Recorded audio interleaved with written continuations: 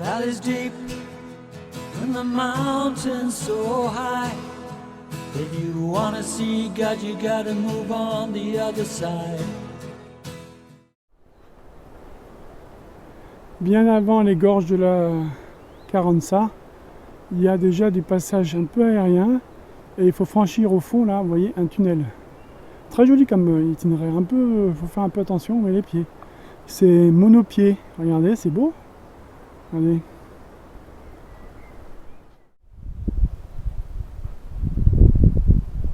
Le chemin de la Corniche, entrée dans les gorges de la Carranza.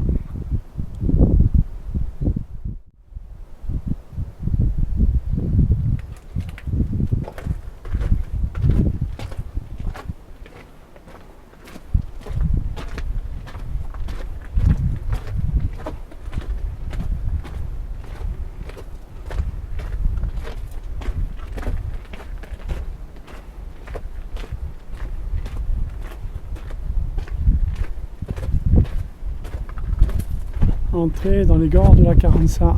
Ah, c'est sympa. Aucune difficulté par rapport au chemin que j'ai pris tout à l'heure de Fontpétrouze. On va laisser au fond, il y a encore un peu de neige. Il y a un peu de vent. Bon.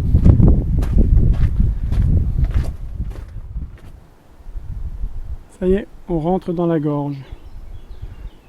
Premier passage, main courante, mais c'est très large comme vous allez pouvoir le constater. J'ai rien oublié. Non. C'est large, vraiment large par rapport au chemin que j'ai fait. Par contre, faut pas que je fasse pousser dans le vide parce que j'ai un sac un peu large. Voilà. Main courante. Pour l'instant, j'ai même pas besoin de baisser la tête.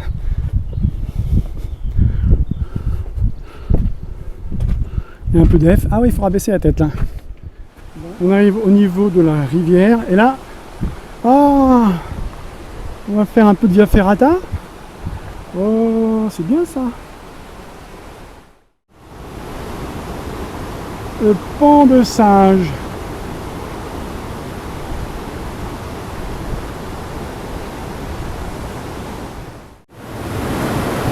Voilà, un peu une petite via ferrata avec un pont de singe sur la Carranza.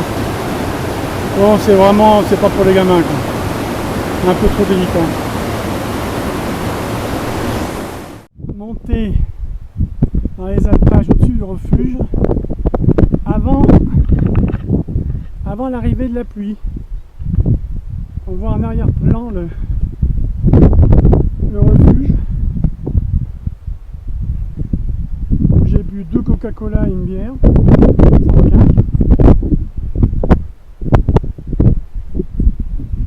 Et là je me dépêche de faire mes 300 mètres de dénivelé avant la pluie. Planter la tente dans un coin bien, s'assurer que la tente ne fuira pas.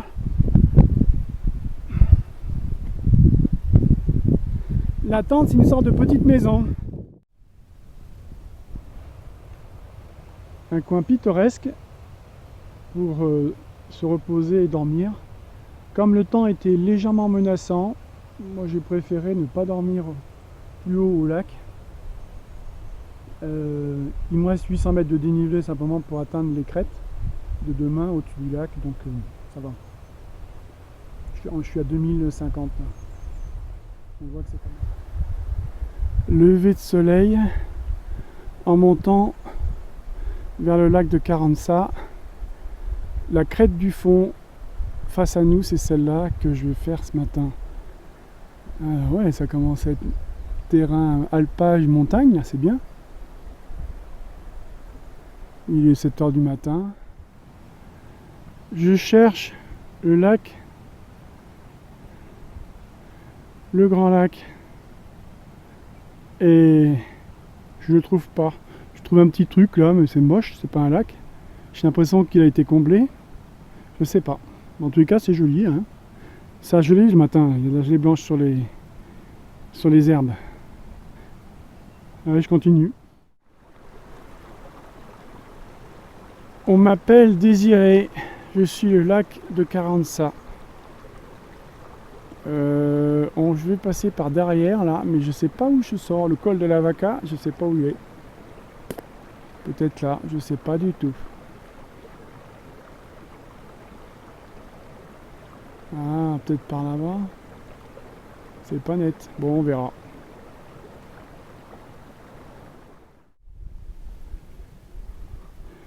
On arrive au deuxième lac. Magnifique. C'est magnifique ça. Vraiment putain. Oh là là. Voilà, c'est maintenant qu'on va changer d'itinéraire. Qu'on va tourner complètement là. Par là-bas. On va aller là-bas. Il y a un autre lac derrière. Elle est pas belle la montagne. On va passer là. Hein, donc ça c'est les temps nègrés. Pure merveille. Tel qu'on peut en voir dans les Pyrénées.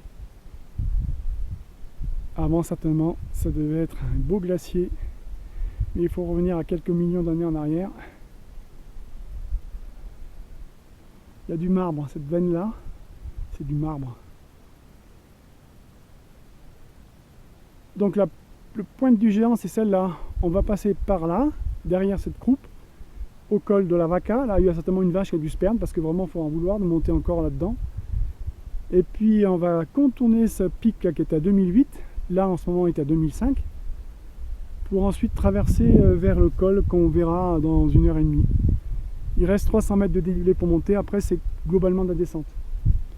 Il n'y a pas de nuages, donc c'est bien parce que je vous dis pas, en termes d'orientation, même par grand beau temps, c'est pas évident.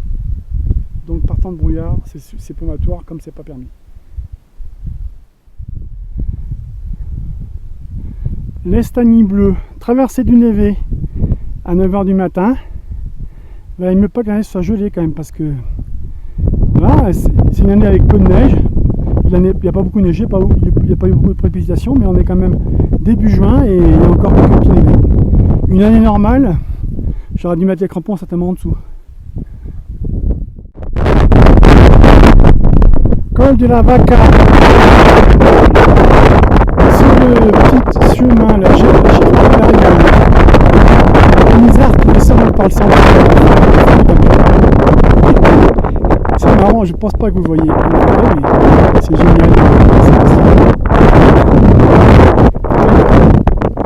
Ah mais c'est deux.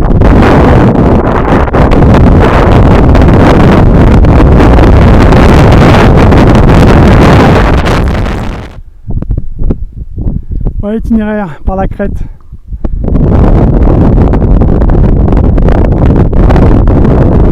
C'est sous ce sommet rocheux ce matin. Le lac de la Carança, il y a un contre-là. J'ai fait un grand détour, mais c'est magnifique. À faire absolument par grand beau temps. Hein. Parce que sinon c'est hyper...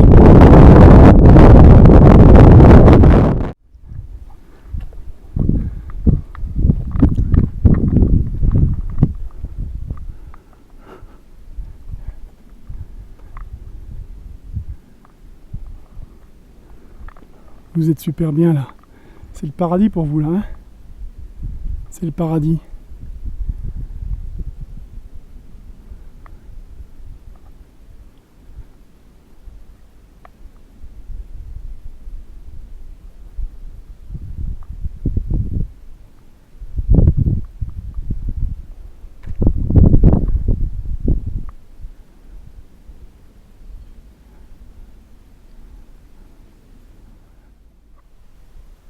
Les difficultés étant passées, je vais pouvoir maintenant descendre par ce petit chemin qui va mener à l'étang de l'Estagnol où je vais faire mon petit repas de midi, une grosse bulle parce que j'ai dormi moyennement cette nuit et puis après je descendrai un peu plus bas à la limite de la forêt parce que c'est pas sûr que le temps tienne même demain.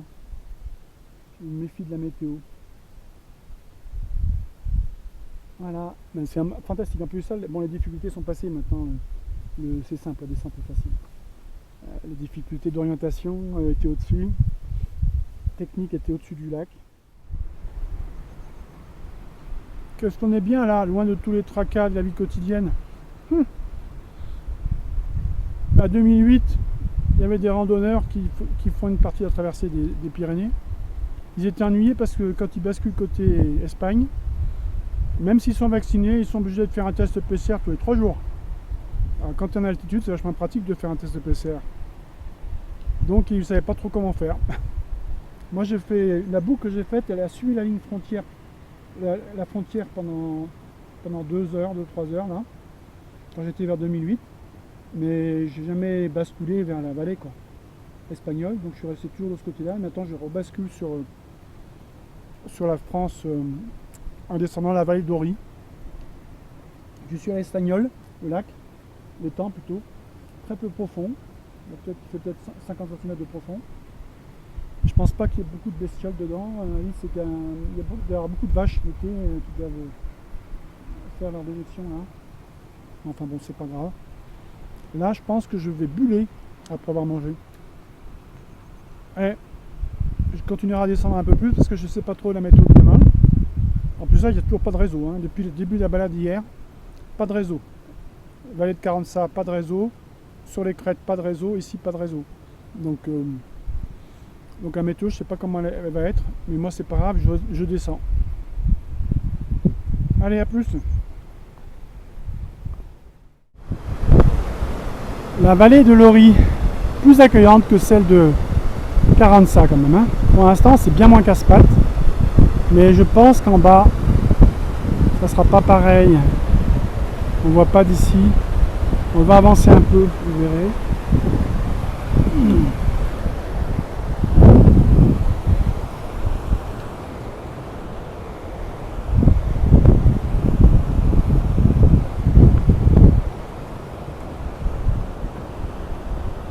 Pour l'instant, c'est vraiment très très joli, tranquille.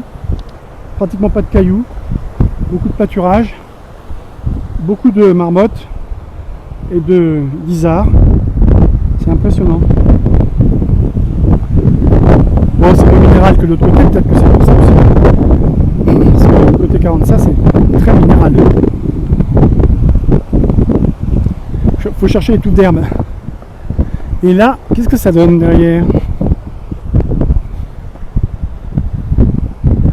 Ouais, oh quand même, non, ça devrait aller. Il y a bien des tas de cailloux, mais il y a de l'herbe quand même tout le long. Ah, il y a bien une marmotte là. Vous l'avez vu la marmotte? Il y a des marmottes de partout. Elle m'a pas vu celle-là, elle m'a pas senti, elle m'a pas vu.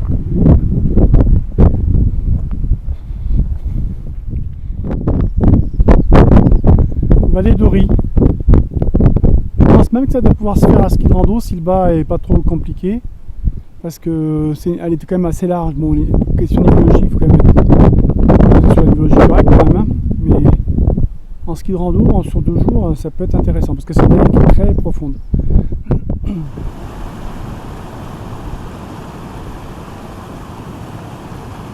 C'est comme ça depuis 10 minutes au moins, voire 15 minutes, on longe le ruisseau tranquillement.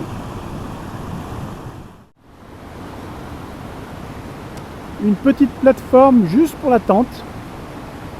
Et avec en plus de ça, en prime, l'eau courante. Ouais, quoi de mieux, hein. Bon, je suis à 1900 mètres d'altitude. Demain, j'ai 4 heures de descente.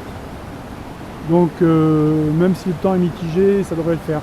A priori, le temps va se dégrader demain en fin d'après-midi. Regardez comme c'est mignon. Après, il y a le bruit, hein, on peut pas tout avoir. Hein. Et l'eau courante. Il y a toujours des inconvénients avec l'eau courante en montagne. C'est le bruit. Hier, c'était moins bruyant. C'est sympa quand même. Hein. Ce soir, je pense que je vais bien dormir. Alors, pourquoi je me mets dans la forêt? C'est pas pour me choper les tiques. J'espère que j'en aurai pas. C'est que le vent se lève souvent dans les PO, mais avec quand il y a des changements de temps. Et moi, je préfère pas être dans une zone dégagée. Et en plus de ça, la température la nuit est moins basse parce qu'on est dans la forêt. Donc pour mon duvet de plage qui est vraiment limite, c'est très bien.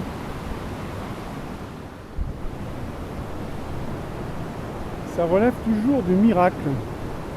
de ranger ses affaires dans un petit sac à dos. Et pourtant il y en a. Je suis passé une super nuit, fantastique. Ce qui m'avait gêné, c'était hier soir, il y a un hélico qui est passé tout le temps, à se demander s'il avait peur que je fasse un beau feu de camp dans la forêt. Bon, a priori c'est interdit, hein, donc je ne vois pas pourquoi on fait des feux de camp dans les forêts. Voilà, donc je n'ai pas été très content quand même. La tranquillité en montagne, c'est ce qu'on recherche. On est toujours ennuyé par la civilisation contemporaine, la loi et toute cette réglementation à la con quelquefois. Faisons preuve un peu de bon sens et puis c'est tout. Allez, maintenant je vais descendre par ce beau petit chemin.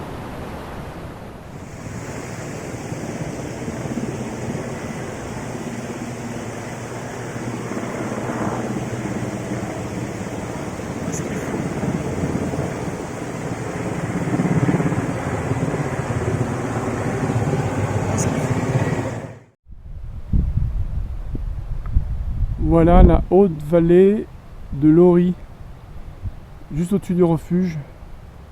Donc en fait je viens du fond là-bas et j'ai tourné à gauche, là où c'est ensoleillé, au fond, dans le creux. Au fond c'est le lac de l'Estagnol et ensuite à gauche on va vers les crêtes à 2008. Crête qu'on voit déjà d'ailleurs parce que c'est une crête à 2008 là-haut. Magnifique hein, cette descente facile, aucune difficulté, il n'y a pas de cailloux, contrairement à la vallée d'à côté. Caranza, qui vaut ce qu'elle vaut, très très belle, mais qui est très très casse-pattes. Il faut vraiment avoir la condition physique.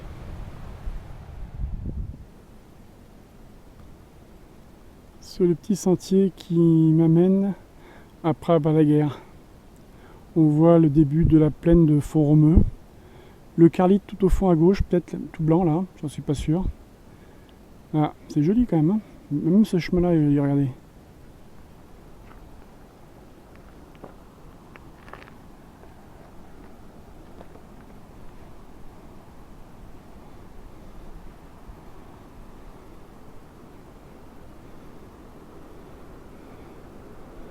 Comme vous voyez, il est beau. Il est mignonnet, hein?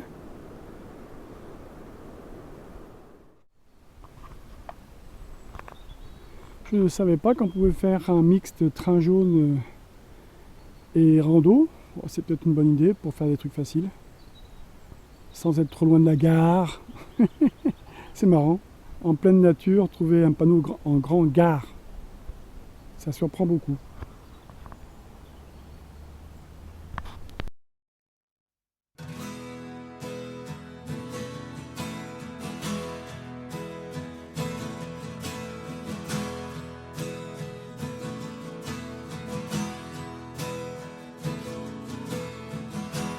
Valley's deep and the mountains so high.